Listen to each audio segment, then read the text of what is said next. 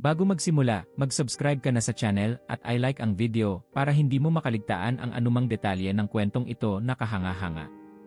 Ang mga ulap ng alikabok ay pumailan lang sa kalangitan habang naglalakad si Ezekiel kasama ang iba pang mga bihag. Ang bigat ng tanikala sa kanilang mga pulso ay nagdaragdag ng pasakit sa kanilang kalooban. Ang Jerusalem, ang bayan ng kanilang Diyos, ay naglaho na sa kanilang tanawin, ngunit ang alaala ng nasunog na templo ay patuloy na naglalaro sa isip ni Ezekiel. Ang bawat hakbang ay parang hamon, hindi lamang para sa katawan kundi para sa espiritu ng bawat isa. Ang Diyos ba'y tuluyan ng tinalikuran tayo? Tanong ng isang matandang lalaki na tila nawalan na ng pag-asa. Ang boses niya ay mahinang umalingaw sa hilera ng mga bihag. Si Ezekiel ay tahimik na tumingin sa lalaki, ngunit hindi siya makapagsalita. Sa kanyang puso, umaalingaw din ang parehong tanong. Sa gilid ng hilera, si Joram, isang masiglang binata na kilala sa kanyang matibay na pananampalataya, ay lumapit kay Ezekiel. Ikaw, Ezekiel, sabi niya, hinirang kang maglingkod sa templo. Ngayon, nasaan ang ating Diyos? Nasaan ang sagot sa ating mga panalangin? Hindi sumagot si Ezekiel. Bagamat mula pagkabata siya'y inihanda para maging isang pari, sa harap ng pagkawasak ng Jerusalem, ang mga sagot na dati malinaw sa kanya ay tila naglaho sa usok ng pagkawasak. Sa kanyang puso, siya'y nag-iisip, bakit tayo iniwan ng Diyos sa ganitong kalagayan? Pagdating nila sa Babylonia, sila'y dinala sa isang pamayanang tinatawag na Tel Abib, sa tabi ng ilog Kebar. Ang lugar ay banyaga, ang tanawin ay puno ng mga palasyo ng mga taga-Babylonia, ngunit sila'y itinaboy sa gilid, malayo sa anumang karangyaan. Habang ang iba ay nagsimulang magtayo ng mga kubo at maghanap ng pagkain, si Ezekiel ay naupo sa tabi ng ilog, ang kanyang mata ay nakatingin sa agos ng tubig, na parabang hinahanap doon ang sagot sa kanyang mga tanong. Ezekiel, tawag ni Joram mula sa likuran. Bilang isang pari, dapat mong malaman ang sagot. Mayroon bang pag-asa para sa atin? Ngunit bago pa man makapagsalita si Ezekiel, biglang dumilim ang kalangitan. Ang hangin ay lumakas at ang mga tao ay nagsimulang magtago. Isang bagyo ang bumalot sa paligid at mula sa hilaga, isang kakaibang liwanag ang sumilay, mas maliwanag pa sa araw. Ang hangin ay tila nagdala ng bulong na hindi pangkaraniwan at si Ezekiel ay napatayo, ang kanyang puso ay tumibok ng mabilis. Sa gitna ng bagyo, isang apoy ang nagliliyab, at mula rito'y lumabas ang apat na nilalang na hindi pa niya kailanman nakita. Ang kanilang anyo ay higit sa imahinasyon ng tao, mayroon silang apat na mukha, tao, leon, baka, at agila. Ang kanilang mga pakpak ay sumasayaw sa hangin, at ang kanilang mga binti ay tuwid na parang gawa sa makintab na tanso. Ngunit higit pa roon, nakita ni Ezekiel ang mga gulong sa tabi ng mga nilalang. Ang mga ito ay hindi pangkaraniwang gulong, ang bawat isa ay may mga mata na kumikislap, tila binabantayan ang lahat ng bagay sa kanilang paligid. Ang mga gulong ay gumagalaw sa lahat ng direksyon, nang hindi lumiliko. Anong kagila-gilalas na bagay ito, bulong ni Ezekiel, halos hindi makapaniwala sa kanyang nakikita. Mula sa gitna ng apoy, isang trono ang lumitaw, at mula roon ay dumating ang isang tinig. Ang boses ay makapangyarihan ngunit banayad, dumaan sa kanyang tainga at diretsyo sa kanyang puso. Ezekiel, anak ng tao, wika ng tinig, ikaw ay aking pinili upang magsalita sa aking bayan. Ikaw ang magiging aking tagapagbantay. Dalhin mo ang aking mensahe, kahit sila'y tumanggi na makinig. Si Ezekiel ay napatulala, ang kanyang buong katawan ay nanginginig. Sa harap niya, isang balumbon ang bumaba mula sa kalangitan, at ang tinig ay nag-utos sa kanya, kainin mo ito, anak ng tao. Ang laman nito ay magiging aking mga salita na dapat mong ihatid. Ang kanyang mga kamay ay nanginginig habang kinuha niya ang balumbon. Sa sandaling kainin niya ito, ang kanyang dila ay nakaramdam ng tamis na parang pulot. Ngunit sa kanyang kalooban, naramdaman niya ang bigat ng mga salita ng babala at pagdadalamhati. Pagkatapos ng pangitain, ang bagyo ay unti-unting naglaho at si Ezekiel ay bumagsak sa lupa. Nang siya'y magising, nakita niyang nakatingin si Joram at ang iba pang mga bihag sa kanya. Ezekiel, tanong ni Joram, ano ang nakita mo? Si Ezekiel ay tumayo ng dahan-dahan. Ang kanyang boses ay nanginginig ngunit puno ng determinasyon. Ako'y tinawag ng Diyos. Ang kanyang presensya ay hindi naglaho. Ngunit may babala siya sa atin. Hindi pa ito ang wakas. Ang mga tao ay nagkatinginan, ang kanilang mga mata ay puno ng alinlangan at takot. Ngunit sa puso ni Ezekiel, ang takot ay napalitan ng isang kakaibang tapang. Siya'y inatasang magdala ng mensahe ng Diyos at wala nang atrasan. Ang paligid ng Tel Aviv ay tahimik noong sumunod na araw, ngunit ang katahimikan ay puno ng tensyon.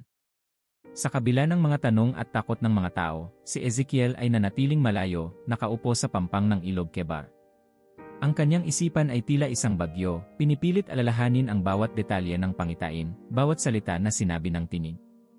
Sa kabila ng kalinawan ng kanyang karanasan, ang bigat ng responsibilidad ay nakadikit sa kanyang dibdib. Ezekiel, tawag ni Joram mula sa likod, dumudulas ang mga paa sa basang lupa habang papalapit. May nangyari kagabi, hindi ba? Ang bagyo, ang liwanag, ikaw ang tanging nakakita ng lahat. Ano yon? Napabuntong hininga si Ezekiel.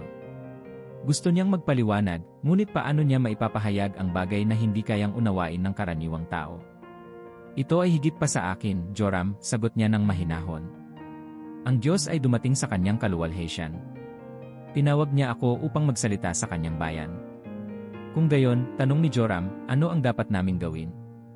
Ano ang mensahe ng Diyos? Bago pa man makasagot si Ezekiel, isang biglaang liwanag ang muling bumalot sa paligid nila. Ang langit ay tila nabuksan, at si Ezekiel ay muling nadala sa isang estado na tila lampas sa pisikal na mundo. Ang lupa ay nawala sa ilalim ng kanyang mga paa, at siya ay napunta sa harap ng mga nilalang na nakita niya noong nakaraang gabi. Ang liwanag ay mas maliwanag kaysa dati, ngunit ang kanyang mga mata ay tila nasanay na. Ang apat na nilalang na may buhay ay naroon pa rin, ang kanilang mga pakpak ay umaalingaw sa bawat paggalaw.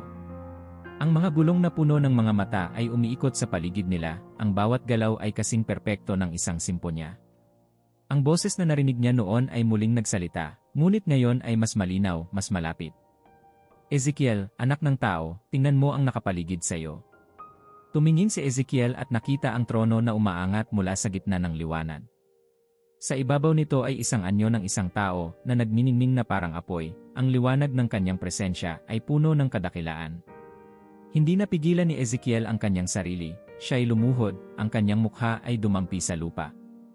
Anak ng tao, wika ng tinig, narito ang aking kaluwalhatian. Ang aking presensya ay hindi nakatali sa templo ng Jerusalem, sapagkat ako'y Diyos ng lahat ng dako. Ikaw ang magdadala ng aking salita sa mga taong naghimagsik laban sa akin. Ang mga salitang iyon ay tumama sa puso ni Ezekiel. Ang mga tao, ang kanyang mga kababayan, ay tinawag na mga mapaghimagsik. Alam niyang may katotohanan doon, ngunit ang pagharap sa kanila upang sabihin ito ay tila isang imposible. Panginoon, sagot ni Ezekiel, ang kanyang tinig ay nanginginig. Sila ay matitigas ang ulo. Paano nila ako pakikinggan? Hindi mahalaga kung sila'y makinig o hindi, wika ng tinig. Ang mahalaga, ikaw ay magsalita. Ang kanilang dugo ay hindi magiging nasa iyong mga kamay kung ikaw ay naging tapat sa aking utos. Ngunit kung ikaw ay tumahimik, ikaw ang mananagot. Pagkatapos ng mga salitang iyon, si Ezekiel ay muling nakaramdam ng bigat sa kanyang mga kamay. Isang balumbon ang muling ibinigay sa kanya, ngunit ngayon ay mas malinaw ang nilalaman nito. Ang mga salita ng pagdadalamhati, babala, at paghatol ay nakasulat dito, at muli siyang inutusan na kainin ito. Sa kanyang pagsunod, naramdaman niya ang parehong tamis sa kanyang bibig, ngunit ang bigat nito ay bumalot sa kanyang kaluluwa. Sa sandaling iyon, isang imahe ang nagpakita sa kanya, ang Jerusalem, ang templo, at ang mga tao na lumalayo sa Diyos. Ang kanilang mga mukha ay puno ng kayabangan, at ang kanilang mga gawa ay puno ng kasamaan. Ngunit kasabay nito, nakita rin niya ang pag-asa, isang bagong Jerusalem, isang bagong bayan ng Diyos na muling itatayo. Ang pangitain ay biglang naglaho, at si Ezekiel ay muling bumalik sa pampang ng ilog. Ang kanyang hininga ay mabilis, at ang kanyang katawan ay nanghihina. Si Joram, na tila hindi alam kung ano ang nangyari, ay nakatingin sa kanya ng may pag-aalala. Ezekiel, sabi ni Joram, anong nangyari? Ano ang nakita mo? Ang Diyos, sagot ni Ezekiel, ang kanyang tinig ay puno ng tapang. Ang kanyang kaluwalhatian ay hindi naglaho. Ngunit tayo'y binigyan ng babala. May darating na hatol, ngunit may pag-asa rin para sa mga magbabalik loob. Ang mga salitang iyon ay nagdulot ng katahimikan kay Joram. Sa kanyang mga mata, nakita ni Ezekiel ang parehong takot at pag-asa, tulad ng naramdaman niya matapos marinig ang tinig ng Diyos. Ang kanyang misyon ay malinaw na ngayon. Mula nang ang liwanag ay lumisan at ang mga pangitain ay natapos, si Ezekiel ay nanatili sa gilid ng ilog Kebar. Ang kanyang puso ay puno ng kaba, ngunit ang kanyang isip ay malinaw. Alam niyang ang mga nilalang na nakita niya ay hindi pangkaraniwang bagay, sila'y mga mensahero ng Diyos, ngunit ang kanilang anyo at layunin ay nanatiling misteryo. Sa bawat araw na lumipas, mas tumitibay ang kanyang paniniwala na ang kanilang presensya ay may mas malalim na kahulugan. Habang ang iba pang mga bihag ay abala sa paghahanap ng pagkain o pagtatayo ng kanilang pansamantalang tirahan, si Ezekiel ay nanatiling tahimik, madalas na nawawala sa sarili niyang pag-isip. Isang araw, si Joram ay muling lumapit sa kanya, dala ang isang hinog na bunga na kanyang nahanap. "Kainin mo ito, Ezekiel," sabi niya, inilapag ito sa tabi ng lalaki. "Kailangan mo ng lakas. Hindi ko alam kung ano ang plano ng Diyos, pero mukhang ikaw ang napili." Tumingin si Ezekiel kay Joram, napagtanto niyang hindi ito ang oras para manatiling tahimik. "Joram," nagsimula siya, ang kanyang boses ay mabigat sa bigat ng nalalaman niya. "May mga nilalang na ipinakita sa akin ng Diyos. Sila'y hindi mga tao, at hindi ko rin kayang ipaliwanag kung anong uri sila ng nilalang, pero sila'y nagdadala ng kanyang kaluwalhasyan." "Anong klaseng nilalang?" tanong ni Joram, ang kanyang mga mata ay malawak, puno ng pag-aalinlangan at pananabik. "Mayroon silang 4 na mukha," sagot ni Ezekiel. "Mukha ng tao, leon, baka, at agila. Ang kanilang mga pakpak ay nagdadala sa kanila sa lahat ng direksyon, ngunit ang mga gulong na kanilang kasama iyon ang kakaiba. Ang mga gulong na ito ay may mga mata na parabang nakikita ang lahat." Si Joram ay napalunok, ang kanyang mukha ay hindi maitago ang gulat. "At ano ang ibig sabihin nito? Bakit ito ipinakita sa iyo?" "Ang Diyos ay may plano," sagot ni Ezekiel, ang kanyang boses ay bumigat. "Ang mga nilalang na ito ay nagdadala ng kanyang presensya. Hindi siya nakakulong sa templo ng Jerusalem. Kahit tayo ay nasa Babylonia, kasama natin siya. Ngunit binigyan niya ako ng babala para sa ating bayan. Dapat tayong magbago o darating ang mas matinding kapahamakan." Sa mga sumunod na araw, si Ezekiel ay hindi makatulog. Sa tuwing siya'y pipikit, ang mga imahe ng mga nilalang na may buhay at ang mga gulong na puno ng mata ay bumabalik sa kanyang isipan. Isang araw, napilitan siyang lumapit sa mga matatanda ng pamayanan, mga lalaking dati naglilingkod sa templo, ngunit ngayon ay nagdurusa sa pagkatapon. "Mga kapatid," sabi ni Ezekiel, lumuhod siya sa harapan nila. "May nakita akong mga bagay na higit sa ating pagkaunawa. Ang Diyos ay nagpakita sa akin, at ipinakita niya ang kanyang kaluwalhasyan sa anyo ng mga nilalang na hindi pa natin nakita. Ang kanilang presensya ay patunay na siya'y hindi lumisan." Ang mga matatanda ay nagkatinginan, ang ilan ay tila hindi makapaniwala. Si Hanania, ang pinakamatanda sa kanila, ang unang sumagot. "Ezekiel, matagal na kaming naghihintay ng isang salita mula sa Diyos. Ngunit paano natin malalaman na ito ay totoo?" "Alam ko," sagot ni Ezekiel, ang kanyang tinig ay puno ng kasiguraduhan. "Hindi ko kayang ipaliwanag ang kanilang anyo sa paraang makakayang unawain ng tao, ngunit ang kanilang presensya ay nagdala ng liwanag na higit sa araw, ng init na higit sa apoy. Sila'y bahagi ng trono ng Diyos, at sila'y nagdadala ng kanyang karunungan at kalooban." Si Hanania ay napabuntong hininga, tila nag-isip ng malalim. "Kung totoo ang sinasabi mo, Ezekiel, ano ang nais ng Diyos na gawin natin?" "Talikuran ang kasalanan," sagot ni Ezekiel, ang kanyang mga mata ay tumagos sa bawat isa. "Ang ating pagsuway ang nagdala sa atin dito. Ngunit kahit sa ating pagkatapon, ang Diyos ay nananatili. Ngunit may babala siya, ang hatol ay darating kung hindi tayo babalik sa Kanya." Sa gitna ng kanilang pag-uusap, ang langit ay muling dumilim, tulad ng nangyari noong unang beses. Ang mga tao sa paligid ay nagsimulang magtakbuhan, ngunit si Ezekiel ay nanatiling nakatayo. Isang malakas na tunog ang pumuno sa hangin, at mula sa kalangitan, isang liwanag ang muling bumaba. Ang mga matatanda ay napaluhod, ang kanilang mga mata ay nakapako sa liwanag. Ngunit si Ezekiel ay alam na ang ibig sabihin nito, ang Diyos ay muling nagpapakita. Sa kanyang harapan, ang 4 na nilalang na may buhay ay muling lumitaw, kasama ang mga gulong na puno ng mga mata. Ang bawat galaw nila ay perpekto, walang alinlangan. Ang kanilang presensya ay nagdala ng takot, ngunit kasabay nito ay kaginhawaan. Sa gitna ng kanilang presensya, ang tinig ng Diyos ay muling narinig. "Ezekiel, anak ng tao, wika ng tinig, ikaw ang magiging aking mensahero. Sabihin mo sa kanila ang aking mga salita. Sa kanilang katigasan ng ulo, maaaring hindi sila makinig, ngunit ikaw ay magdadala ng liwanag sa kanilang kadiliman. Sa sandaling iyon, naramdaman ni Ezekiel ang bigat ng responsibilidad. Ang mga nilalang sa kanyang harapan ay tila nakatingin sa kanya, kahit walang malinaw na ekspresyon. Sa kanyang puso, alam niyang ang kanilang presensya ay patunay ng Diyos na hindi siya natutulog at ang kanyang mga mata ay laging nakamasid. Ang liwanag ay muling naglaho at ang mga nilalang ay nawala sa isang iglap. Ang mga matatanda ay nanatiling nakaluhod, ang kanilang mga labi ay nananatiling tahimik, ngunit ang takot at pagkamangha ay makikita sa kanilang mga mukha. Mga kapatid, sabi ni Ezekiel, tumayo siya ng dahan-dahan, ang kanyang boses ay puno ng tapang. Ito ang ating Diyos. Hindi niya tayo iniwan, ngunit hinihingi niya ang ating pagsisisi. Ang kanyang kaluwalhasyan ay naririto, ngunit ang kanyang hatol ay paparating. Sa gitna ng tahimik na gabi, si Ezekiel ay muling napabalik sa pampang ng Ilog Kebar. Ang mga bituin sa langit ay tila mas maliwanag kaysa dati, ngunit sa kanyang puso, naramdaman niya ang bigat ng babala na kailangang ipahayag. Ang hangin ay malamig, ngunit ang kanyang loob ay tila umaapoy, hindi niya maalis ang imahe ng mga nilalang na kanyang nakita, ng mga gulong na puno ng mata, at higit sa lahat, ng trono na nagliliwanag sa kaluwalhasyan. Ezekiel, tawag ni Joram na muli na namang lumapit. Napansin kong hindi ka na halos natutulog. Ano ang iniisip mo? Ang Diyos, sagot ni Ezekiel, tumingin siya sa ilog na parang hinahanap ang sagot doon. Siya'y naririto, Joram. Sa kabila ng lahat ng ito, ang pagkawasak ng ating bayan, ang ating pagkatapon, hindi niya tayo iniwan. Ngunit bago pa man makapagsalita si Joram, ang lupa ay tila yumanig. Isang liwanag ang sumilay sa kalangitan, at ang parehong presensya na nakita ni Ezekiel noong una ay muling bumalot sa paligid. Tumayo si Ezekiel, at alam niyang muli siyang tatawagin sa isang banal na tungkulin. Ang liwanag ay unti-unting bumaba, at mula rito ay lumitaw ang parehong apat na nilalang na may buhay, kasama ang mga gulong na puno ng mata.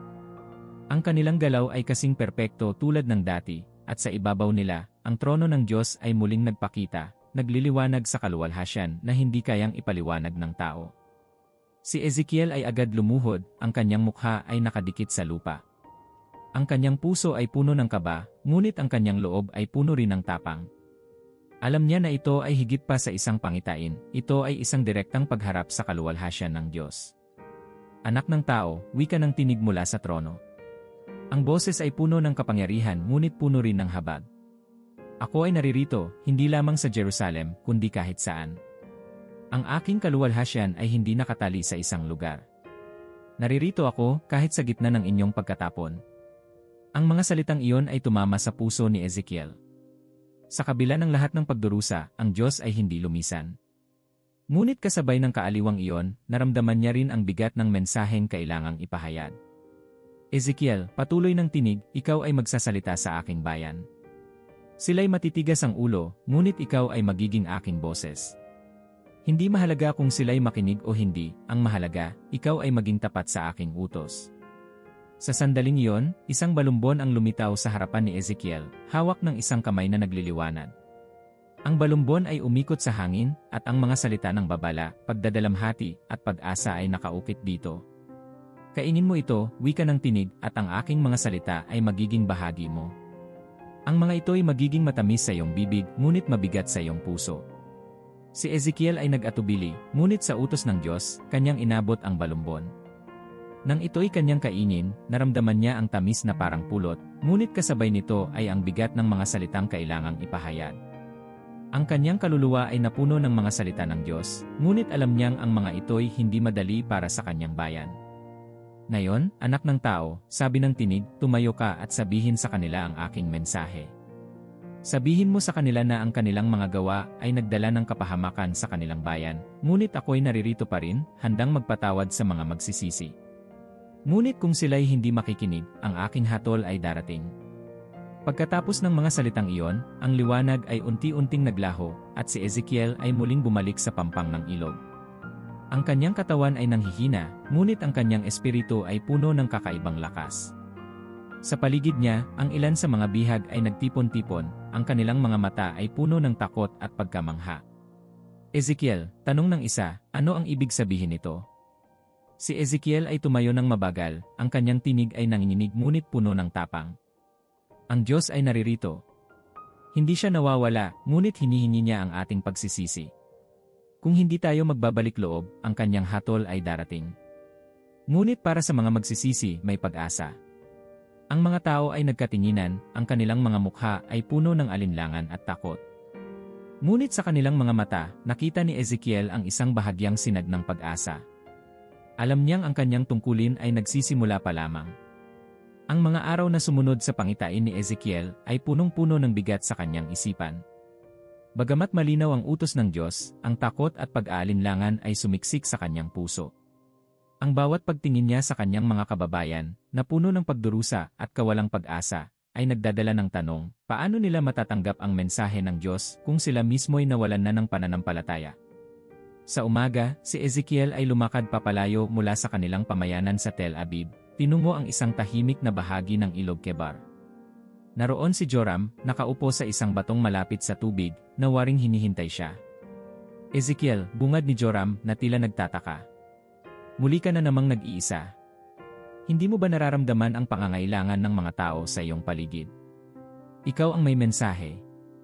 Bakit ka nananatiling tahimik? Si Ezekiel ay umupo sa tabi niya, ang kanyang mga mata ay nakatuon sa malalim na tubig ng ilog. Hindi ko alam, Joram, sagot niya, ang kanyang boses ay mababa at puno ng pag-aalala. Ang bigat ng mensaheng dala ko ay higit sa aking inaasahan. Ito'y mga salita ng babala, ngunit paano ko sila kakausapin kung ang kanilang puso ay puno ng puot? Dahil iyon ang tungkulin mo, sagot ni Joram, ang kanyang tono ay matatag. Kung totoo ang sinabi mo, Ezekiel, na ang Diyos ay sumaiyo, wala kang dapat katakutan. Ngunit si Ezekiel ay nanatiling nag-aalinlangan. Nang gabing iyon, siya'y nanalangin, ibinuhos ang kanyang mga alinlangan sa Diyos. Panginoon, anya habang ang kanyang mga tuhod ay nakaluhod sa malamig na lupa, bakit ako? Ang mga tao'y hindi makikinig sa akin. Sila'y naghimagsik laban sa iyo, at ako'y isang mahina lamang. Paano ko may pararating ang iyong salita? Biglang naramdaman ni Ezekiel ang isang kakaibang init na bumalot sa kanyang paligid. Ang lupa ay tila nanginginig at ang isang liwanag ay lumitaw sa kanyang harapan. Ang boses ng Diyos ay muling narinig, mas malinaw kaysa dati. Anak ng tao, wika ng tinig, huwag kang matakot sa kanila, ni sa kanilang mga salita. Bagamat sila'y matitigas ang ulo at walang pakundangan, ikaw ay pinili upang maging aking boses. Ang kanilang pagtanggi ay hindi mahalaga, sapagkat ikaw ay may tungkulin na sabihin ang aking mensahe. Ang kanilang dugo ay wala sa iyong mga kamay kung ikaw ay naging tapat sa aking utos. Ang mga salitang iyon ay tumagos sa puso ni Ezekiel. Sa sandaling iyon, nawala ang alinlangan, at ang bigat ng kanyang kalooban ay napalitan ng lakas. Tumayo siya mula sa kanyang pagkakaluhod, ang kanyang puso ay puno ng tapang na hindi niya naramdaman noon. Kinabukasan, tinipon ni Ezekiel ang mga tao sa kanilang pamayanan. Ang kanyang mga kababayan ay nagtipon sa isang bilog, ang ilan ay nagtataka, ang iba naman ay tila hindi interesado. Sa gitna ng kanilang pag-uusap at mga hinaing, tumayo si Ezekiel at nagsalita ng buong tapang. Ang liwanag ay tila mas maliwanag kaysa sa lahat ng kanyang nakita noon. Ang apat na nilalang na may buhay, kasama ang mga gulong na puno ng mga mata, ay muling lumitaw sa kanyang harapan. Ang kanilang presensya ay mas nakamamangha, mas makapangyarihan, na parang nagdadala ng mas malaking pahiwatig ng kaluwalhasyan ng Diyos. Sa ibabaw nila, ang trono ng Diyos ay muling nagpakita, nagliliwanag sa apoy at liwanag. Ngunit ngayon, may bago siyang napansin, ang mga nilalang at ang mga gulong ay gumagalaw ng mas mabilis, mas organisado, at sa bawat galaw nila, ang liwanag mula sa trono ay kumakalat sa paligid. Ezekiel, anak ng tao, wika ng tinig mula sa trono, ang boses ay puno ng otoridad. Tingnan mo ang mga nilalang na ito at ang kanilang mga galaw. Ang aking presensya ay hindi nakatali sa isang lugar. Ang aking kaluwalhasyan ay gumagalaw sa lahat ng direksyon, at ako'y naririto saan man ako nais pumunta. Habang si Ezekiel ay nagmamasid, ang mga gulong ay gumalaw ng sabay-sabay, ang mga mata sa kanila ay tila nagbabantay sa lahat ng bagay. Ang mga nilalang na may buhay ay nagdala ng liwanag mula sa trono, na parang sinasabi na ang presensya ng Diyos ay walang hanggan, hindi nalilimitahan ng oras o lugar. Panginoon, tanong ni Ezekiel, ang kanyang boses ay nanginginig, ano ang ibig sabihin ng mga galaw na ito? Anak ng tao, sagot ng tinig, ang aking kaluwalhasyan ay hindi limitado sa templo ng Jerusalem. Kahit na ito'y nawasak, ako'y naririto pa rin sa gitna ng aking bayan. Ngunit aking ipinapaalala sa kanila na ako'y banal, at ang aking galaw ay hindi mahahadlangan ng kanilang kasamaan. Ako'y palaging naririto, gumagabay, ngunit aking dadalhin ang hatol sa mga hindi makikinig. Habang ang mga salitang iyon ay pumuno sa kanyang isipan, nakita ni Ezekiel ang isang imahe, isang malinaw na larawan ng Jerusalem, ngunit ang lungsod ay nakabalot sa isang makapal na usok, na parang nilamon ng apoy. Ang mga tao sa lungsod ay nagsisigawan, ngunit ang kanilang mga tinig ay tila nalulunod sa galit ng mga alon ng apoy. Biglang nagbago ang imahe. Sa halip na pagkawasak, nakita niya ang isang bagong bayan na sumisibol mula sa mga abo. Ang mga tao ay nagtitipon sa paligid ng isang liwanag na nagmumula sa gitna, at ang kanilang mga mukha ay puno ng pag-asa. Sa gitna nila, naroon ang isang trono, at ang kaluwalhasyan ng Diyos ay maliwanag na makikita. Ezekiel, patuloy ng tinig, ito ang aking plano. Ang hatol ay darating sa mga tumalikod, ngunit ang aking awa ay mananatili sa mga magbabalik loob. Ang aking presensya ay magpapakita kahit sa gitna ng kanilang kahinaan. Sabihin mo sa aking bayan na ako'y naririto, ngunit dapat nilang talikuran ang kanilang mga kasalanan. Ang liwanag ay unti-unting naglaho, at si Ezekiel ay muling natagpuan ang sarili sa pampang ng ilog. Ang kanyang katawan ay nanghihina, ngunit ang kanyang isipan ay puno ng panibagong tapang. Ang kanyang nakita ay mas malinaw kaysa dati, ang Diyos ay gumagalaw, at ang kanyang presensya ay hindi nakatali sa isang lugar. Kinabukasan, muling tinipon ni Ezekiel ang mga tao. Ang kanyang boses ay puno ng kasiguraduhan, at ang kanyang mga mata ay tila may dalang liwanag. Mga kababayan, wika niya, ang Diyos ay gumagalaw. Ang kanyang presensya ay naririto, hindi lamang sa Jerusalem kundi kahit sa ating pagkatapon. Ngunit ang kanyang galaw ay hindi para sa mga matitigas ang puso. Ang kanyang kaluwalhasyan ay darating sa mga magbabalik loob. Huwag nating sayangin ang pagkakataon. Ang panahon ay maikli. Ang kanyang mga salita ay muling nagdulot ng katahimikan. Ang ilan ay tumango, ang iba'y lumapit upang magtanong. Ngunit sa kanilang lahat, isang bagay ang malinaw, ang mensahe ni Ezekiel ay hindi na isang panaginip lamang. Ito'y isang paalala na ang Diyos ay naroroon, kahit sa kanilang pinakamadilim na sandali. Ang mga araw sa Tel Aviv ay nagpatuloy na puno ng kawalang katiyakan. Sa kabila ng patuloy na pangangaral ni Ezekiel, ang mga tao'y tila hati sa kanilang reaksyon.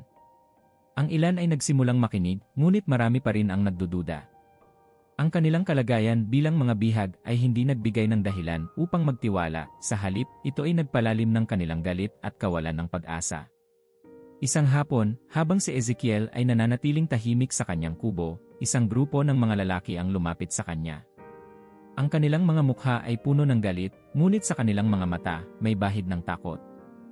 Ezekiel, sigaw ng isa sa kanila, paulit-ulit mong sinasabi na ang Diyos ay naririto, ngunit nasaan ang kanyang katarungan? Ang ating mga anak ay nagugutom, ang ating mga lupain ay kinuha, at ang ating bayan ay nawasak. Nasaan ang Diyos na sinasabi mong nagmamasid sa lahat? Tumingin si Ezekiel sa kanila, ang kanyang mukha ay mapayapa ngunit puno ng determinasyon. Ang Diyos ay hindi natutulog, sagot niya. Ang ating kalagayan ngayon ay bunga ng ating mga ginawa. Hindi niya tayo iniwan, ngunit ang ating mga kasalanan ay nagdala sa atin dito.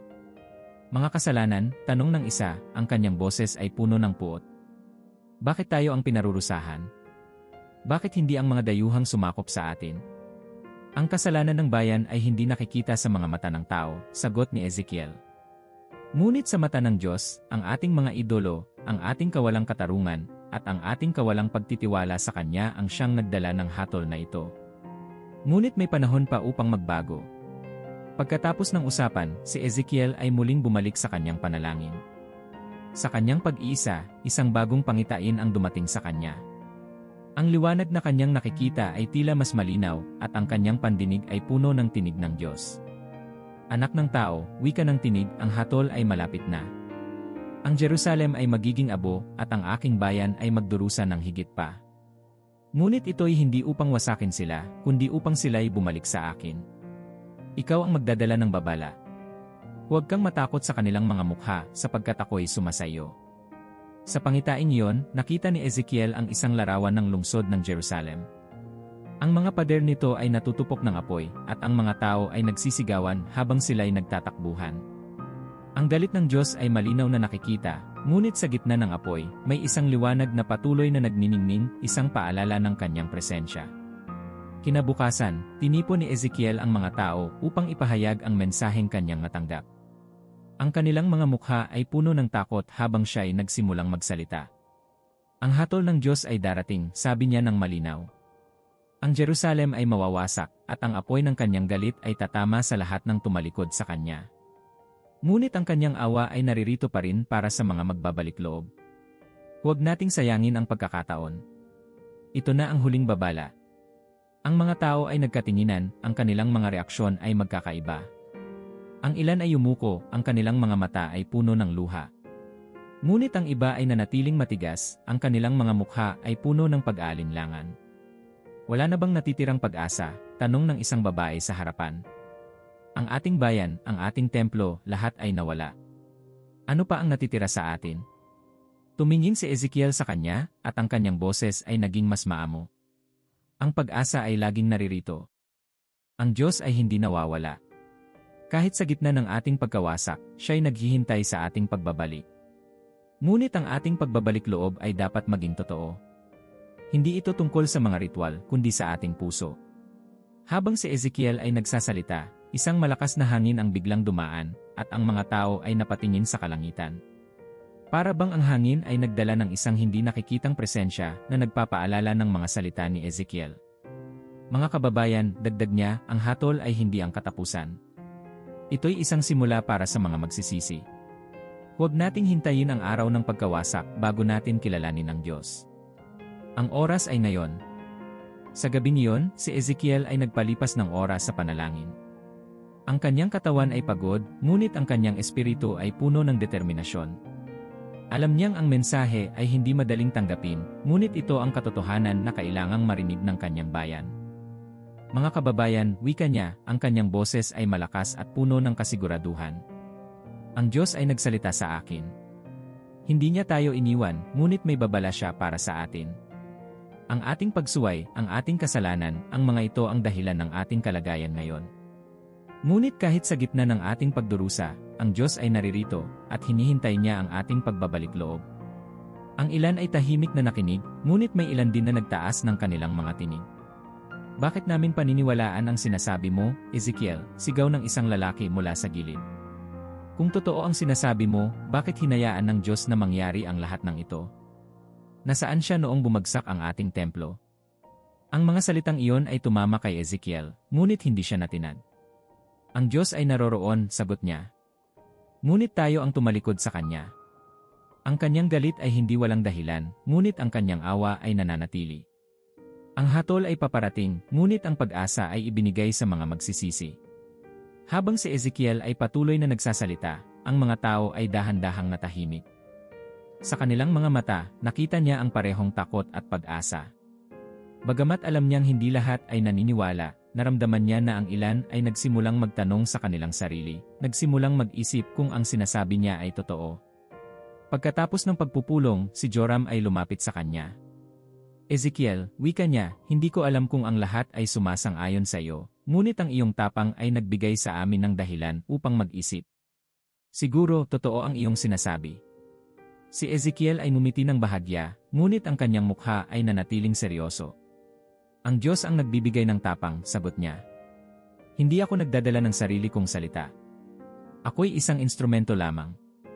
Sa mga araw na sumunod, si Ezekiel ay patuloy na nagbahagi ng mensahe ng Diyos, at habang marami ang tumalikod, ang ilan ay nagsimulang makinig. Alam niyang mahirap ang kanyang tungkulin, ngunit sa kanyang puso, ang boses ng Diyos ay patuloy na nagbibigay sa kanya ng lakas. Ang araw ay tumakip sa Tel Aviv ng parang palaging maputla, ang liwanag nito ay nagdadala ng lungkot sa kalagayan ng mga bihag. Ang mga Hudyo, na dating nasa sentro ng kanilang pananampalataya at kultura, ngayon ay nasa gitna ng isang banyagang lupain, pinilit na muling tukuyin ang kanilang pagkakakilanlan. Sa kabila ng pagdurusa, ang ilan ay sinubukang magpatuloy. Ang iba'y nagtanim sa lupa, umaasang makakahanap ng paraan upang makasurvive, ngunit ang kanilang mga puso ay patuloy na puno ng takot at kawalang pag-asa. Sa kabila ng kaabalahan, si Ezekiel ay naging isang kakaibang presensya sa pamayanan. Ang kanyang katahimikan ay madalas na napapansin, ngunit sa tuwing siya ay nagsasalita, ang kanyang mga salita ay tila may dalang bigat na hindi maipaliwanag. Sa araw na ito, nagtipon ang mga tao malapit sa isang malaking puno, kung saan si Ezekiel ay muling nagsalita. Mga kababayan, wika niya, tumayo sa harapan ng mga nakikinig.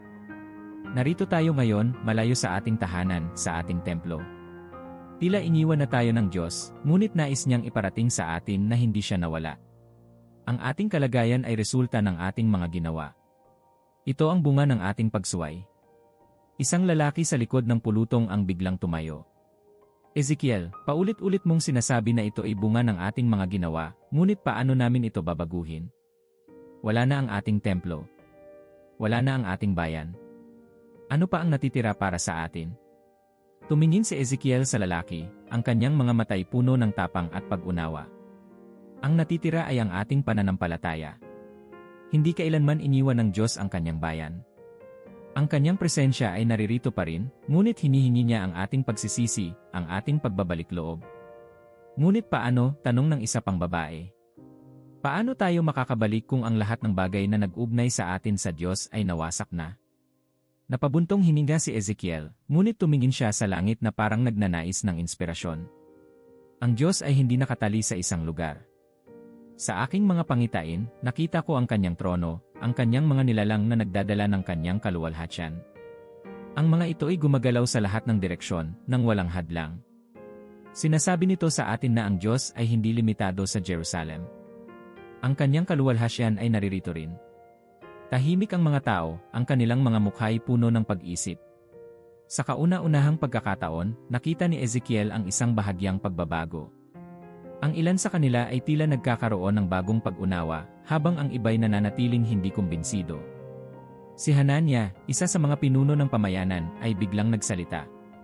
Ezekiel, kung totoo ang sinasabi mo, paano natin masisimulan ang pagbabagong hinihingi ng Diyos? Ang ating mga kabataan ay lumalaki sa banyagang lupain ito.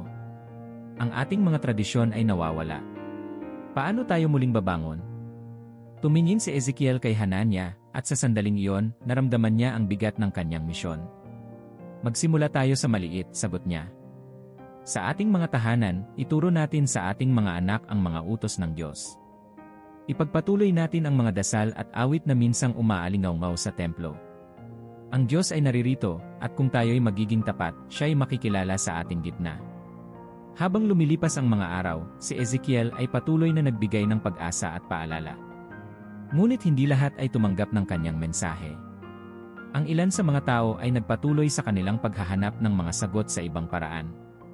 Ang iba'y lumapit sa mga Diyos ng Babylonia, umaasa na baka sila'y makahanap ng ginhawa doon. Sa mga pagkakataong iyon, si Ezekiel ay nanalangin ng mas malalim, hinihiling sa Diyos na bigyan siya ng lakas upang magpatuloy. Isang gabi, habang si Ezekiel ay nag-iisa sa kanyang kubo, isang kakaibang pakiramdam ang dumating sa kanya. Ang katahimikan ay biglang napuno ng isang presensya na hindi niya maipaliwanag. Isang tinig ang muling narinig, ang parehong tinig na nagsalita sa kanya sa tabi ng ilog Kebar. Anak ng tao, wika ng tinig, ang aking bayan ay matigas ang ulo, ngunit huwag kang mapagod. Ang aking salita ay kailangang marinig, sapagkat ang aking awa ay laging handa para sa mga magbabalik loob. Sabihin mo sa kanila na ako'y naririto, at ang aking presensya ay hindi nawala. Kinabukasan, si Ezekiel ay bumalik sa puno kung saan siya madalas magtipon kasama ang mga tao. Ang ilang mukha ay pamilyar, ngunit marami ang bago, mga kabataan na tila naintriga sa kanyang mga sinasabi. Tumayo siya sa harapan nila, ang kanyang boses ay puno ng lakas. Ang Diyos ay hindi pa tapos sa atin, wika niya. Kahit sa gitna ng pagkatapon, ang kanyang presensya ay nasa atin. Ngunit ang kanyang utos ay malinaw, talikuran natin ang ating mga maling gawain, at tayo'y magbalik sa kanya. Ang kanyang awa ay walang hanggan, ngunit ang panahon ay maikli. Habang ang araw ay nagdilim, ang mga tao ay nanatiling nakikinig. Sa kanilang mga mata, nakita ni Ezekiel ang isang bahagyang pag-asa. Alam niyang hindi lahat ay kumbinsido, ngunit ang kaunting pagbabago ay sapat na upang magbigay sa kanya ng lakas upang magpatuloy. Isang tahimik na gabi sa Tel Aviv, nang si Ezekiel ay muling nakaupo sa pampang ng ilog Kebar. Ang tubig ay kumikislap sa ilalim ng liwanag ng buwan, ngunit ang kanyang isip ay puno ng mga katanungan. Sa kabila ng kanyang mga sermon at babala, marami sa kanyang mga kababayan ang nananatiling matigas ang ulo. Habang ang iba ay nagsisimula ng makinig, ang karamihan ay nananatiling walang pakialam o galit. Kung ang Diyos ay naririto, bulong niya sa sarili, bakit hindi pa nila makita ang kanyang presensya? Habang siya ay nagmumuni-muni, ang hangin ay biglang lumamig, at ang tahimik na gabi ay napuno ng kakaibang ingay. Ang lupa ay tila nanginig, at ang ilog ay parang nagdilim sa ilalim ng liwanag ng buwan. Si Ezekiel ay agad na tumayo, ang kanyang puso ay tumibok ng mabilis. Panginoon, bulong niya, habang ang kanyang mga mata ay tumitig sa isang maliwanag na unti-unting bumaba mula sa kalangitan. Ang init ng araw sa Tel Aviv ay tila mas mabigat kaysa sa karaniwan, ngunit ang tahimik na pamayanan ay puno ng bulong ng mga tao. Ang mga mensahe ni Ezekiel tungkol sa hatol ay nagdulot ng iba't ibang reaksyon. Habang ang ilan ay lumalapit sa kanya upang magtanong, marami pa rin ang nagdududa, at ang ilan ay hayagang nagalit. Sa isang pagkakataon, si Ezekiel ay lumabas upang magtungo sa tabi ng ilog Kebar, umaasang makahanap ng katahimikan mula sa kaguluhan ng mga tao. Ngunit hindi nagtagal, si Joram ay lumapit sa kanya, ang mukha nito'y puno ng katanungan. Ezekiel, bungad ni Joram, lagi kang nagsasabi tungkol sa Diyos, sa kanyang hatol at awa. Ngunit ano ang tungkol sa mga nilalang na iyong nakita? Ang mga nilalang na may mukha ng tao, leon, baka, at agila. At ang mga bulong na may mga mata. Ano ang ibig sabihin nila? Tumingin si Ezekiel kay Joram. Ang tanong ay bumalik-balik din sa kanyang isipan mula nang una niyang makita ang mga nilalang na iyon. Ngunit ngayon, ang kanyang puso ay tila binigyan ng malinaw na sagot. Sila ay bahagi ng trono ng Diyos, sagot ni Ezekiel, ang kanyang boses ay puno ng respeto. Ang mga nilalang na iyon ay nagdadala ng kanyang kaluwalhatian. Ang kanilang galaw ay perpekto, ang kanilang mga mata ay nakamasid sa lahat ng dako. Sila'y mga mensahero ng Diyos, at ang kanilang presensya ay nagpapaalala na ang Diyos ay makapangyarihan sa lahat. Tahimik si Joram, ngunit ang kanyang mga mata ay puno ng pagkamaangha. Kung gayon, anya, ano ang ginagawa nila? Bakit sila ipinakita sa iyo? Ang kanilang mga mata, sagot ni Ezekiel, ay sumasagisag sa pagkaalam ng Diyos sa lahat ng bagay. Walang nakaliligtas sa kanyang paningin. Ang kanilang galaw, na walang alinlangan, ay nagpapakita na ang Diyos ay hindi nalilimitahan ng lugar o panahon. Kahit saan siya pumunta, naroroon ang kanyang presensya. Ang kanilang presensya ay paalala na ang Diyos ay banal, makatarungan, at nararapat sambahin. Ang sagot ni Ezekiel ay tila nagbigay ng katahimikan kay Joram, ngunit sa kanyang mukha ay makikita ang isang bagong pag-unawa. Sa sumunod na mga araw, si Ezekiel ay patuloy na nagbahagi ng kanyang mga pangitain tungkol sa mga nilalang na may buhay. Ang ilan ay nagtanong ng higit pa, ngunit ang iba'y natakot, ang kanilang mga mukha ay puno ng pag-aalinlangan. Ezekiel, tanong ni Hanania, ang pinakamatandang lalaki sa pamayanan, ang mga nilalang na iyon, sila ba'y narito upang husgahan tayo? Hindi sila narito upang husgahan, sagot ni Ezekiel. Sila'y narito upang ipakita ang kaluwalhatian ng Diyos. Ngunit ang kanilang presensya ay paalala na ang Diyos ay hindi maaaring linlangin. Ang kanilang mga mata ay sumasaklaw sa lahat, at ang kanilang galaw ay sumusunod sa Espiritu ng Diyos.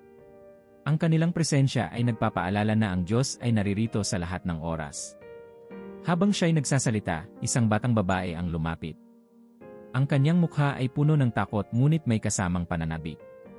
Ezekiel, tanong niya, kung ang Diyos ay naririto, bakit tayo nagdurusa? Bakit hindi pa niya tayo iniligtas? Lumuhod si Ezekiel upang makipag-usap sa bata sa parehong antas. Ang Diyos ay hindi nagmamadali, sagot niya. Ang kanyang plano ay mas malawak kaysa sa ating naiisip. Ang ating pagdurusa ay hindi tanda ng kanyang kawalan, kundi ng kanyang disiplina. Ngunit huwag kang matakot, sapagkat ang kanyang presensya ay laging naririto, naghihintay sa ating pagbabalik loob. Kinagabihan, habang si Ezekiel ay nananalangin, isang bagong pangitain ang dumating sa kanya. Sa harapan niya, muli niyang nakita ang apat na nilalang na may buhay, ngunit ngayon, ang kanilang galaw ay mas maayos, mas mabilis, at mas maliwanag. Ang kanilang mga mata ay tila mas masinsinang nakamasid, at ang liwanag mula sa trono ng Diyos ay mas maliwanag kaysa dati.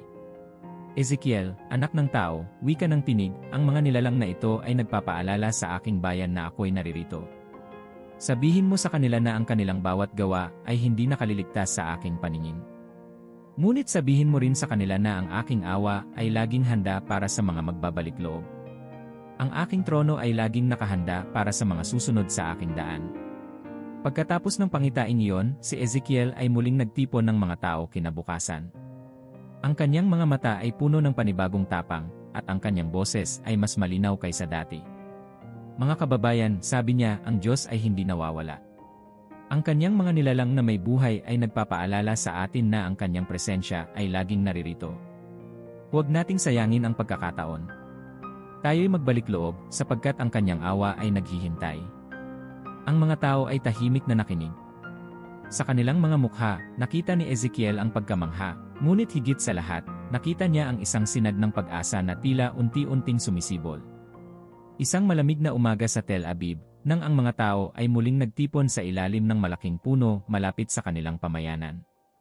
Ang hangin ay tahimik, ngunit ang tensyon ay dama sa bawat paggalaw. Ang hatol na ipinahayag ni Ezekiel ay patuloy na bumabalot sa isipan ng mga tao, ngunit sa kabila ng kanilang takot, ang ilan ay nagsisimula ng makinig ng mas mabuti. Habang si Ezekiel ay naglalakad papunta sa gitna ng pulutong, ang kanyang mga mata ay tumingin sa bawat isa. Nakita niya ang kanilang gutom hindi lamang sa pagkain kundi sa pag-asa. Nang siya'y tumayo sa harap nila, ang kanyang boses ay puno ng lakas, ngunit sa pagkakataong ito, may bahid ng pag-asa na hindi nila narinig dati. Mga kababayan, wika niya, ang Diyos ay hindi natatapos sa hatol. Sa bawat apoy ng pagkawasak, may simula ng bagong buhay. Sa bawat pagbagsak, may pagkakataon para sa pagbabalik loob.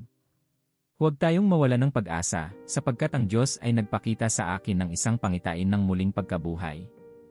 Ang mga tao ay nagkatinginan, ang kanilang mga mata ay puno ng kuryosidad. Si Joram, na laging nariyan sa mga pagtitipon, ay tumayo mula sa likuran. Ezekiel, tanong niya, anong ibig mong sabihin? Paano magkakaroon ng bagong simula kung ang lahat ng bagay ay nawasak? Ngumiti si Ezekiel, ngunit ang kanyang mukha ay nanatiling seryoso. Sa aking pangitain, sabi niya, dinala ako ng Espiritu ng Diyos sa isang lugar. Ito'y parang isang patay na lambak, puno ng tuyong mga buto, kalansay ng mga patay. Ang lugar ay tila iniwan na walang palatandaan ng buhay.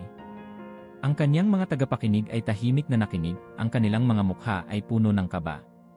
Ngunit habang ako'y nakatayo roon, patuloy ni Ezekiel, ang tinig ng Diyos ay dumating sa akin. Sinabi niya, anak ng tao, kaya ko bang buhayin ang mga butong ito? At sumagot ako, Panginoon, ikaw lamang ang nakakaalam. Ang mga tao ay napalunok, ang kanilang mga mata ay nakatuon kay Ezekiel. At sinabi ng Diyos sa akin, sabi niya, sabihin mo sa mga buto, ako ang magbibigay ng hininga at buhay sa inyo.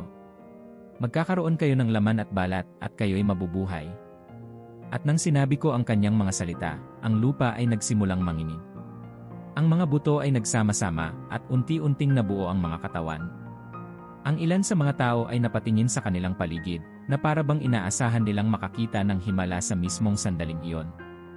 Si Hanania, ang pinakamatandang lalaki, ay tumayo mula sa kanyang kinaupuan. At pagkatapos, Ezekiel, tanong niya, ano ang sumunod na nangyari? Ang mga katawan, sagot ni Ezekiel, ay naroon na, ngunit wala pa silang buhay. At sinabi ng Diyos sa akin, tumawag ka sa hangin, Ezekiel. Sabihin mo sa hangin na dumating at punuin ang mga ito ng hininga ng buhay. At nang ginawa ko iyon, isang malakas na hangin ang dumaan, at ang mga katawan ay napuno ng buhay. Sila'y tumayo, isang malaking hukbo na handang magsimula muli. Ang mga tao ay nagbulungan, ang ilan ay tila hindi makapaniwala, ngunit ang iba'y nakaramdam ng kakaibang pag-asa. Tumingin si Ezekiel sa kanyang mga tagapakinig, ang kanyang boses ay mas naging matatag. Ito ang nais iparating ng Diyos, sabi niya. Ang tuyong buto ay tayo, ang ating bayan, ang ating pagkakakilanlan, ang ating pananampalataya. Tila ito'y patay na, ngunit hindi ito ang katapusan. Ang Diyos ay may kapangyarihang magbigay ng buhay sa kung anuman ang nawala. Ang kanyang espiritu ay magpapasigla sa atin, at tayo'y muling babangon. Ngunit paano, Ezekiel, tanong ng isang babae mula sa likuran. Paano ito mangyayari kung ang ating bayan ay nawasak na? Sa ating pagbabalik loob, sagot ni Ezekiel. Ang Diyos ay hindi naghahanap ng perpektong bayan o ng mga ritual. Ang kanyang hinahanap ay mga pusong handang sumunod, mga taong handang magsimula muli sa kanyang patnubay. Habang ang araw ay nagtatapos, si Ezekiel ay nanatiling nakatayo sa gitna ng mga tao. Ang ilan ay lumapit sa kanya upang magtanong ng higit pa, habang ang iba ay tahimik na umalis, ang kanilang mga mukha ay puno ng pag-isip. Ngunit sa gabing iyon, isang bagay ang nagbago. Sa kanilang mga kubo, ang mga tao ay nagsimulang mag-usap tungkol sa mga tuyong buto na nabuhay muli. Ang kanilang mga kwento ay puno ng takot, ngunit kasabay nito'y may bahagyang pag-asa. Sa unang pagkakataon mula nang sila'y maipatapon, ang ideya ng isang bagong simula ay tila hindi na imposible. Habang si Ezekiel ay nananalangin bago matulog, ang kanyang puso ay puno ng pasasalamat. Alam niyang mahaba pa ang kanilang tatahakin, ngunit nakita niya ang maliit na binhi ng pagbabago. Ang pangitain ng tuyong buto ay hindi lamang para sa kanya, ito ay para sa lahat ng tao, isang paalala na kahit sa gitna ng pagkawasak, may pag-asa pa rin. Ang pagsikat ng araw sa Tel Aviv ay tila mas maliwanag kaysa sa dati. Ang mga tao ay muling nagtipon sa ilalim ng puno, ngunit sa pagkakataong ito, ang kanilang mga mukha ay hindi na kasing bigat ng dati. Ang mensahe ni Ezekiel tungkol sa mga tuyong buto na nabuhay muli ay patuloy na bumubulong sa kanilang isipan, nagdadala ng kakaibang pag-asa na unti-unting lumalago sa kanilang mga puso. Habang si Ezekiel ay tumayo sa gitna nila, ang kanyang boses ay malumanay ngunit puno ng lakas. Mga kababayan, sabi niya, ang Diyos ay nagpakita sa akin ng higit pa. Hindi lamang niya ipinakita ang muling pagkabuhay, ngunit ipinaunawa niya ang kanyang plano para sa kanyang kaharian, isang kaharian na puno ng pagkakaisa, ng kaayusan, at ng walang hanggang presensya ng kanyang espiritu. Ezekiel, tanong ni Joram mula sa unahan, ano ang ibig mong sabihin? Paano magiging maayos ang isang bayan na wasak na tulad ng atin? Ngumiti si Ezekiel, ngunit ang kanyang mga mata ay seryoso. Sa aking pangitain, anya, nakita ko ang trono ng Diyos, na suportado ng mga nilalang na may buhay at ng mga gulong na puno ng mata. Ngunit hindi sila gumagalaw ng hiwa-hiwalay. Ang bawat kilos nila ay perpekto, bawat galaw ay nakaayon sa isa't isa.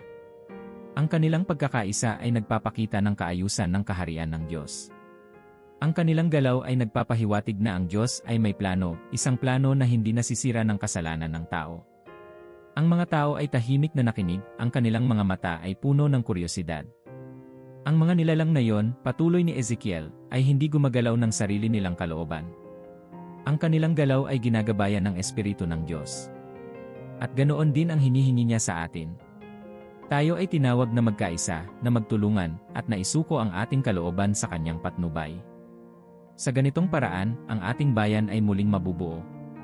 Habang si Ezekiel ay nagpapatuloy, isang matandang babae ang tumayo mula sa gilid ng pulutong.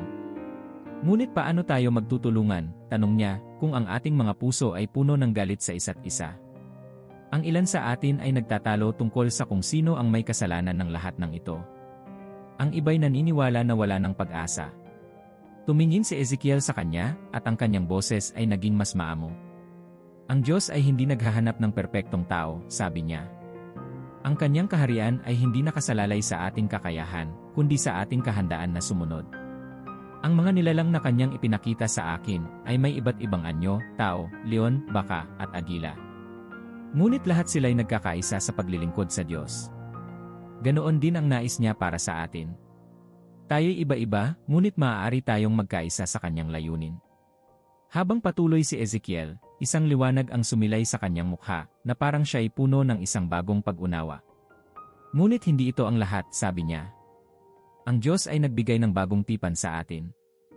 Isang tipan na hindi nakasulat lamang sa mga bato, kundi sa ating mga puso. Ang mga tao ay nagkatinginan, ang kanilang mga mukha ay puno ng pagtataka. Sa tipang ito, patuloy niya, ang Diyos ay maglalagay ng kanyang espiritu sa atin. Ang kanyang mga batas ay magiging bahagi ng ating pagkatao. Hindi na natin kailangan ng isang templo upang madama ang kanyang presensya, sapagkat ang kanyang espiritu ay mananahan sa atin. Ang tipang ito ay isang paalala na ang Diyos ay hindi kailanman lilisan sa mga taong kanyang minamahal. Ang mga salitang iyon ay tumama sa puso ng mga tao. Ang ilan ay tahimik na nagbulungan, habang ang iba'y lumapit kay Ezekiel upang magtanong ng higit pa. Sa mga mata ni Ezekiel, nakita niya ang isang sinag ng pagbabago, hindi pa buo, ngunit nagsisimula ng umusbong. Kinagabihan, habang si Ezekiel ay nanalangin, naramdaman niya ang isang kakaibang kapayapaan. Sa kanyang puso, alam niyang ang mensahe ng bagong tipan ay nagsimulang magtanim ng binhi sa mga puso ng kanyang mga kababayan. Alam niyang mahaba pa ang kanilang tatahakin, ngunit nakita niya ang unang hakbang tungo sa pagkakaisa at pagkabuhay muli ng kanilang bayan. Ang araw ay tila mas tahimik sa Tel Aviv, ngunit ang kapayapaan na iyon ay puno ng bigat. Ang mga mensahe ni Ezekiel ay nag-iwan ng malalim na marka sa pamayanan. Ang ilan ay nagsimulang bumalik loob, habang ang iba'y nananatili pa ring nalilito o nag-aalinlangan. Gayunpaman, ang pakiramdam na isang mahalagang pagbabago ang paparating ay hindi na maikakaila. Sa umaga, si Ezekiel ay naglakad patungo sa ilalim ng malaking puno kung saan madalas silang magtipon. Sa bawat hakbang, naramdaman niya ang bigat ng responsibilidad na ipinataw sa kanya. Ang mga tao ay nagtipon, tahimik na naghihintay, na parang nararamdaman nilang ito na ang huling pagkakataon upang marinig ang kanyang mensahe. Mga kababayan, wika ni Ezekiel, ang kanyang boses ay puno ng tapang ngunit may bahid ng lungkot. Ang Diyos ay nagbigay sa akin ng malinaw na utos. Ang hatol ay darating, ngunit hindi ito ang katapusan.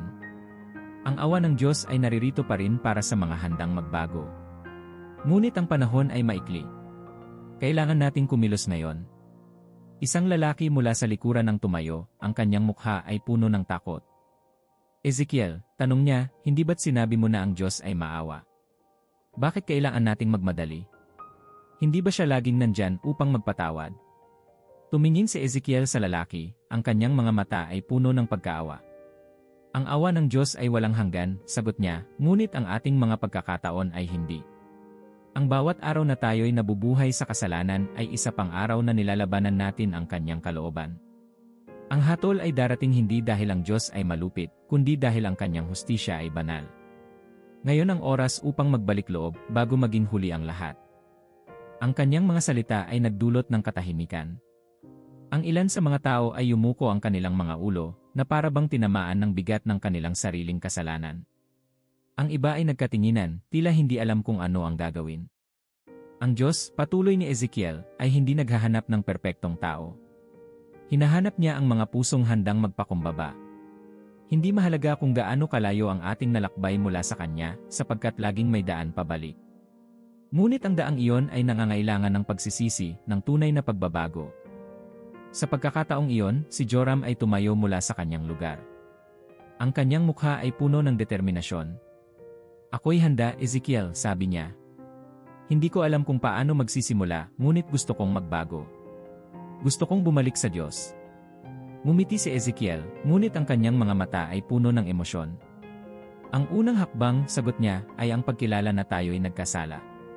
Ang sumunod ay ang pagbabalik loob, ang pagsuko ng ating mga maling gawain, at ang pagsunod sa kanyang kalooban. Hindi ito magiging madali, ngunit ito ang landas patungo sa buhay.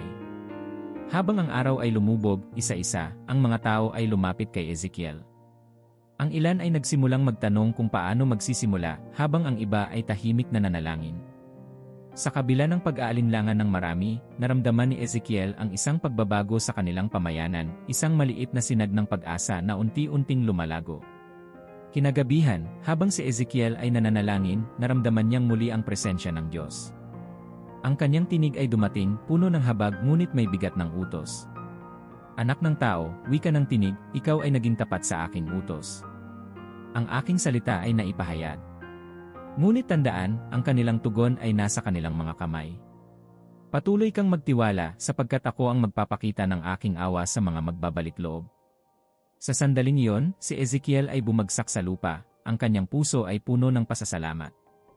Alam niyang ang kanyang misyon ay hindi pa tapos, ngunit naramdaman niya ang kapayapaan ng pagiging tapat sa Diyos. Ang sumunod na araw ay dumating na puno ng katahimikan sa Tel Aviv. Ang hangin ay malamig, ngunit sa kabila nito, ang pamayanan ay puno ng kakaibang enerhiya. Ang mga salita ni Ezekiel ay patuloy na naglalaro sa isipan ng mga tao. Sa bawat kubo, ang mga pamilya ay nag-usap tungkol sa pagbabalik loob, sa bagong tipan, at sa presensya ng Diyos na nananatili kahit sa kanilang pagkatapon. Habang si Ezekiel ay naglalakad sa pampang ng ilog Kebar, tinignan niya ang agos ng tubig. Ang ilog, na tila walang katapusan sa pagdaloy, ay nagpapaalala sa kanya ng Diyos, walang hanggan, palaging naroroon, at hindi kailanman tumitigil. Isang bata ang tumakbo mula sa kanilang pamayanan papunta sa kanya. Ezekiel, sigaw nito. Ang aking ina ay nagsabing gusto kanyang makita. Gusto niyang malaman kung paano simulan ang pagbabalik loob sa Diyos. Ngumiti si Ezekiel at tumango. Sige, sabi niya, sasamahan kita. Habang sila'y naglalakad pabalik, tinanong siya ng bata, Ezekiel, naniniwala ka ba talaga na ang Diyos ay nandito kahit nasa Babylonia tayo? Hindi ba't nasa Jerusalem siya? Tumingin si Ezekiel sa bata, ang kanyang mukha ay puno ng kabaitan. Nasa Jerusalem siya, sagot niya, ngunit naririto rin siya. Ang Diyos ay hindi limitado sa isang lugar. Ang kanyang presensya ay nasa lahat ng dako. Kahit tayo'y malayo sa ating tahanan, hindi niya tayo iniwan. Nang makarating sila sa pamayanan, nakita ni Ezekiel ang ilang tao na nagtitipon malapit sa malaking puno. Ang kanilang mga mukha ay puno ng pag-aasam, tila hinihintay ang susunod niyang sasabihin. Tumayo siya sa gitna nila, ang kanyang boses ay kalmado ngunit malakas. Mga kababayan, sabi niya, ang Diyos ay patuloy na nagpapakita sa atin ng kanyang awa. Ang kanyang presensya ay hindi nawawala kahit sa ating pinakamadilim na oras. Ngunit hindi sapat na malaman natin ito. Kailangan nating mabuhay ng may kabanalan, ng may paggalang sa kanya. Isang babae ang tumayo mula sa pulutong.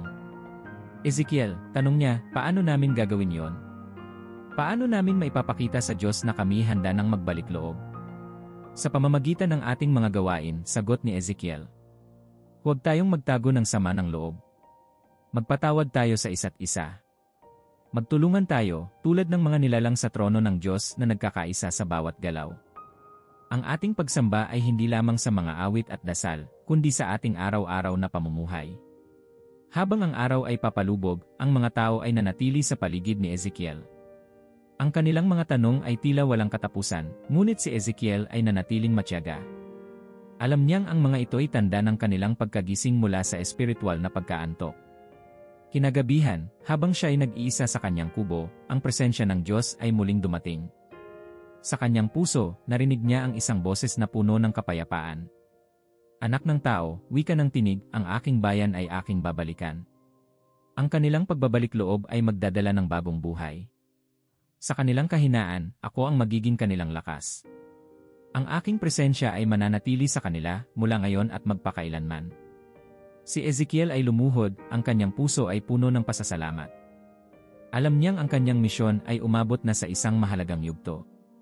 Ang Diyos ay naroon pa rin, palaging nagmamasid, palaging handang magbigay ng pag-asa. Kinabukasan, si Ezekiel ay muling tumayo sa ilalim ng puno, ang kanyang boses ay puno ng tapang at pagkukumbaba. Mga kababayan, sabi niya, ang Diyos ay nananatiling tapat. Ang kanyang presensya ay hindi nawala at ang kanyang awa ay laging nariyan. Huwag nating sayangin ang pagkakataon. Tayo'y magtulungan, magpatawad at magbalik loob. Sa pamamagitan ng ating pagkakaisa, maipapakita natin sa Diyos na tayo'y kanyang bayan, kahit saan man tayo naroroon. Habang siya'y nagsasalita, nakita ni Ezekiel ang pagbabago sa kanilang mga mukha. Ang kanilang galit at pag-aalinlangan ay napalitan ng liwanag at pag-asa. Sa sandaling iyon, alam niyang ang Diyos ay nagsisimula ng kumilos sa kanilang kalagitnaan, sa paraan na hindi nila inaasahan. Ang presensya ng Diyos ay tunay ngang walang hanggan. Kung narating mo ang dulo ng video na ito, nais naming malaman kung sino ang talagang nakinig at natutunan. Mag-iwan ng salitang pag-asa sa mga komento bilang patunay na ikaw ay nakasama namin hanggang sa huli. Salamat sa iyong oras at suporta.